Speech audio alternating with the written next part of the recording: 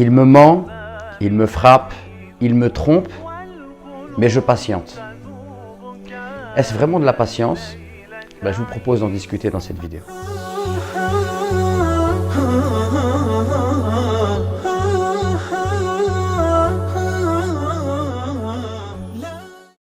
La patience est une valeur coranique, elle est une vertu pour le croyant.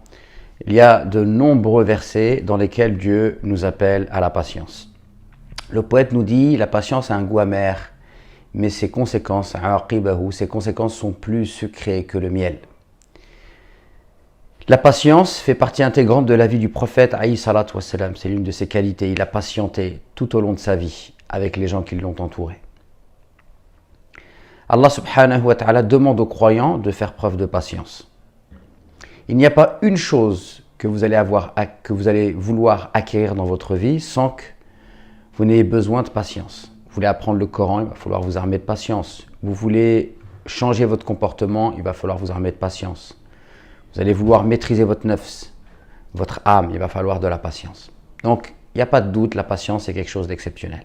On est confronté à deux situations. Des situations dans lesquelles, en fait, ce qu'on va avoir, ça va dans le sens de nos désirs. Là aussi, il va falloir patienter. Puisque, si lorsque je reçois des choses qui me font plaisir, je ne patiente pas, je peux m'égarer. Par exemple, je reçois des éloges, je suis content, mais du coup, si je ne patiente pas, je peux aller dans l'orgueil. Mais ensuite, il y a un autre aspect des choses, c'est face aux choses qui me sont désagréables, là aussi, il va me falloir de la patience, bien évidemment. Et on dit qu'il y a trois types de patience. La première type de patience, c'est la patience face aux obligations religieuses. Effectivement, me réveiller tous les matins, faire les ablutions à chaque fois que je vais faire la prière, faire le pèlerinage, tout ça demande beaucoup de patience. Le jeûne est l'école de la patience.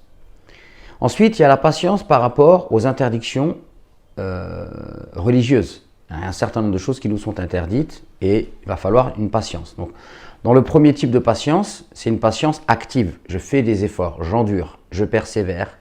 Et dans l'autre, patienter aux interdits, c'est une patience où j'apprends à me contenir. Et enfin, également, il y a une patience qui relève de patienter par rapport au destin.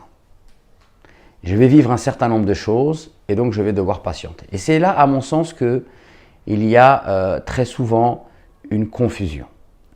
Patienter face au destin, ce n'est pas subir le destin. Et ce n'est pas se résigner, ce n'est pas être fataliste. Ce n'est pas être, comme je l'ai dit en introduction, dans une situation en fait où je souffre, je subis des injustices, mais je dis patienter.